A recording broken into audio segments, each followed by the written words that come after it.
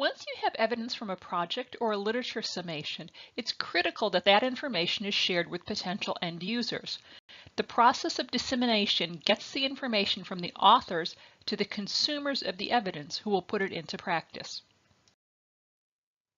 The definition of dissemination is sharing evidence with those who might use it to guide their practice, research, or personal health activities.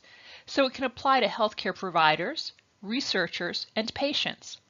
Regardless of which audience is targeted, dissemination needs to include a well-defined, understandable message in an engaging, vibrant format in order to maximize the impact of the communication. Dissemination can range from activities as simple as one-on-one patient teaching or 2 or 3 colleagues discussing a recent journal article to a publication in a scholarly journal that reaches hundreds of thousands of people. Whether you have completed a project that you want to tell others about or have simply found evidence you need to share, appropriately communicating the information is vital to ensuring awareness, understanding, acceptance, and application of the evidence. Evidence dissemination takes many forms and has many purposes. Evidence may be disseminated in a face-to-face format, or it may be disseminated in a printed or visual format. Face-to-face dissemination includes such activities as journal clubs, roundtable discussions, panel presentations, and formal oral and poster presentations. Printed or audio-visual dissemination may include local or informal poster presentations, newsletter, articles in a scholarly journal, or even an institutional policy or procedure. No one method is inherently superior to another. The method that best suits the situation and the need is the optimal choice. In this brief presentation, we will look at the most common methods of dissemination, their uses, advantages, and limitations. A journal club is a group of individuals that meet to discuss recent scholarly articles. The purpose of a journal club is to allow in-depth discussion of the advantages and limitations of the activities explained in a specific article and determine their applicability to the participants' practice.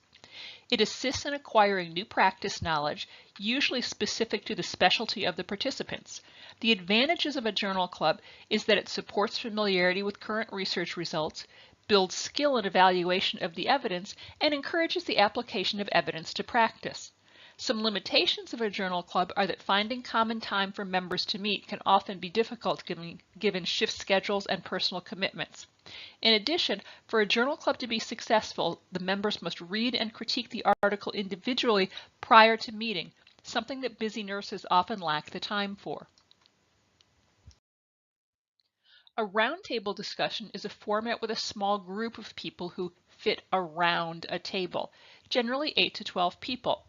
Normally there is a set topic and the designated leader gives a brief presentation of the evidence, and then the group discusses the topic and asks questions for the allotted time period. The purpose of a roundtable is to allow a small group of people to discuss a circumscribed question in depth. Its advantages are that it allows full participation by all the members and encourages maximum interaction. The limitations are that only a very limited topic can be discussed, and that unless participants have done prior research and brought some evidence with them, the discussion can quickly degenerate into opinions and emotions rather than facts. A panel presentation is similar to pros and cons debate.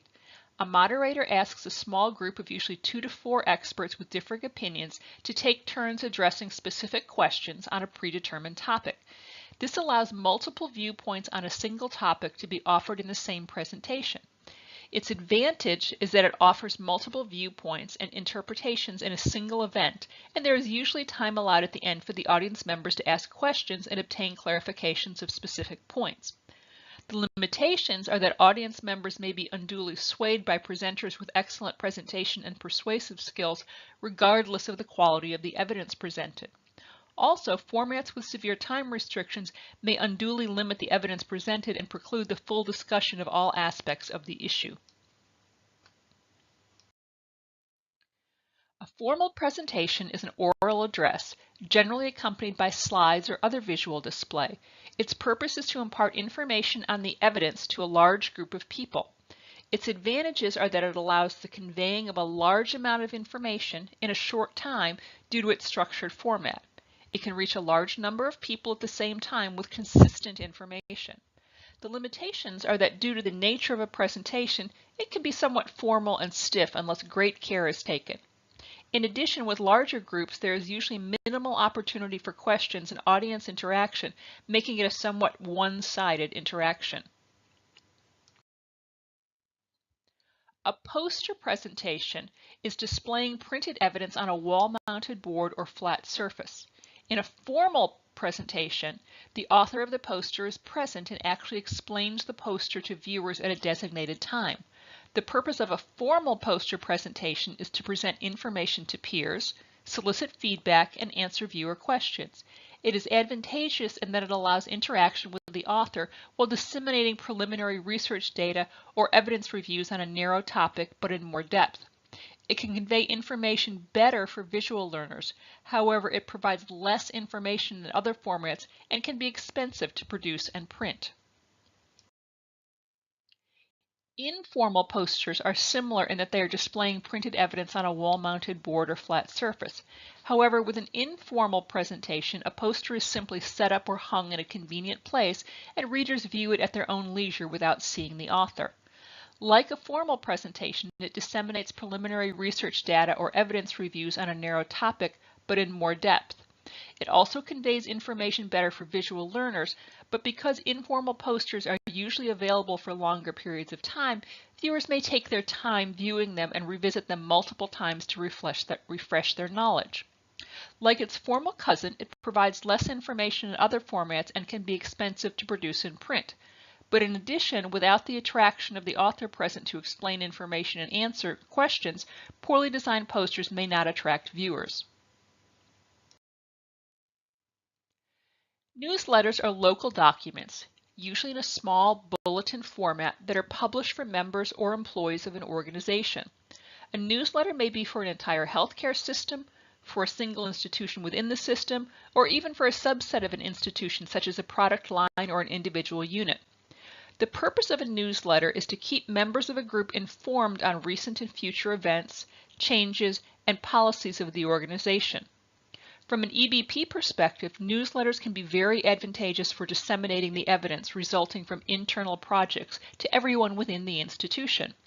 They can also be used to convey summaries of the evidence of the current state of the science on a given topic from the literature to a wide audience within the organization. They are limited by the same things that make them advantageous, in that they only reach an internal audience. In addition, the editorial process for newsletters is generally quite lenient, and so information may not receive the same level of review as in a more formal scholarly publication. A scholarly journal article is an article published in an academic peer-reviewed journal. An academic journal is a journal where the articles are written by scholars or experts in the field. The journal adheres to strict editorial guidelines for content and format, and all the articles must be peer-reviewed, a process where other scholars review and critique submissions to determine if they meet the quality and content standard of the journal. The purpose of a scholarly article is to convey information to a wide audience in a prescribed formal format. Its advantages are that the peer-reviewed process ensures scholarly standards of content, writing, and presentation. This format allows the maximum detail in explaining a project or evidence review summation and reaches the largest number of people of all the methods. Despite its prestige, scholarly articles are time-consuming to write, and because of the strict editorial guidelines, there is no guarantee of publication. Composing institutional policies and procedures is one of the most common reasons nurses seek out evidence. Though they are related, policies and procedures have slightly different purposes. A policy is a statement of governing principles that reflects the philosophies, beliefs, and/or goals of an institution. A procedure is a series of steps undertaken to implement a policy. A policy states why, a procedure states how. For example, an institution might have a policy that states that all patients will have their IV dressings changed every 72 hours. The procedure that corresponds to this policy would delineate the exact steps a provider would go through to properly change the dressing in a given situation. Because policies and procedures guide the care rendered to all patients at an institution, as well as the care environment, it is critical that they be based upon the most current evidence available. The advantage of good policies and procedures is that they standardize care across providers and locations. The limitation of policies and procedures is that if they are not based on the most current and correct evidence, then they may institutionalize a level of substandard care that may create poor patient outcomes. To summarize, dissemination is sharing evidence with those who might use it to guide their practice, research, or personal health activities. Appropriately communicating the information is vital to ensuring awareness, understanding, acceptance, and application of the evidence. Evidence may be disseminated in a face-to-face format, or it may be disseminated in a printed or visual format. No one method is inherently superior to another. The method that best suits the situation and the need is the optimal choice. This has been a brief introduction to disseminating evidence and how to share information. If you have additional questions, please don't hesitate to contact your instructor.